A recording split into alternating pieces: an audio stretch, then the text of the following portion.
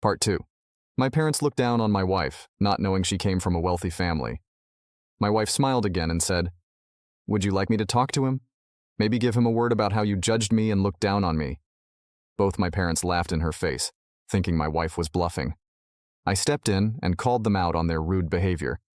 I told them that not everything is about money, and for once, to let me date and marry someone I wanted. My dad argued back, saying that in order to sustain our family's future, it was my duty as their son to do what they said and marry the person they chose. They looked at my wife and told me that I shouldn't date someone like her. My dad started getting up and said that this dinner was a waste of time. He ranted about how he felt insulted and angry that my wife even claimed she was related to his boss, even though she came from a poor family. Both my parents left the restaurant, and I went home with my wife, crying. My wife comforted me throughout the night, and the next day, she started trying to call her uncle. I told my wife to let it go, that she had nothing to prove to them. I told my wife that I just wanted to cut ties with them and continue living our lives together. For the next 2 or 3 years, we lived our lives peacefully together. She still owns her coffee shop, and I've been working at the same law firm for about a year since I left my last one.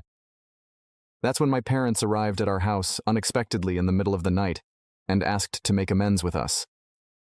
I wanted to shut the door as soon as I saw them, but my wife came in and welcomed them inside our home. I had a talk with my wife and asked her why she let my parents in after all they did to her. My wife told me that even though my parents judged her, they were still my parents, and she knew deep down that I wanted them to get along.